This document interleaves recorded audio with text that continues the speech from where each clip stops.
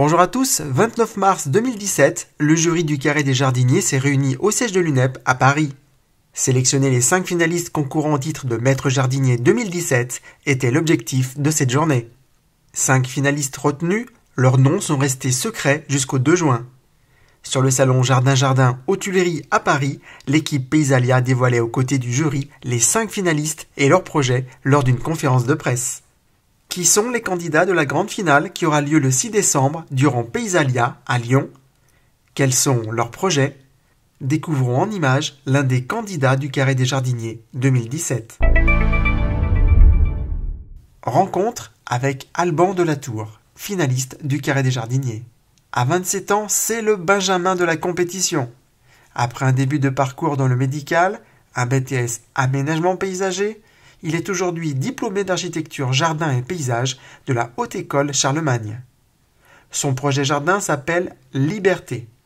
Son but, rendre au malade une identité sociale et lui permettre l'espace d'une promenade de déposer le scaphandre de sa maladie. Après un bac scientifique, j'ai fait 2 années de médecine infructueuse et je suis donc parti en BTS par alternance aménagement paysager à Roanne. Après ce BTS, je suis parti en Belgique à Gembloux à la Haute École Charlemagne pour avoir un diplôme et je suis désormais architecte paysagiste.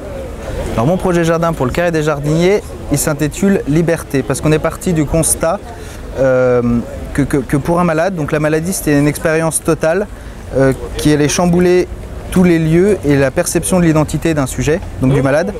Et donc le but de ce jardin, c'est par différentes ambiances, faire une sorte de parcours qui traite différents aspects de la maladie psychiatrique à la maladie plus classique. Par différentes ambiances, le promeneur, le malade et bien sûr les gens qui l'accompagnent vont arriver dans la pièce centrale du jardin, coincé entre 2 courbes dessinées par rapport à la spirale de Fibonacci, qui va être un carré en acier percé de différents aquariums pour filtrer la lumière et pour recréer une ambiance protectrice au sein du jardin. Parce que le malade passe beaucoup de temps dans sa chambre avec pour seul horizon sa télévision. Et donc là, l'amener au jardin lui permettrait de reprendre contact tout doucement avec la vie et le vivant et reprendre un rôle social en s'occupant de ses animaux et des potagers par exemple.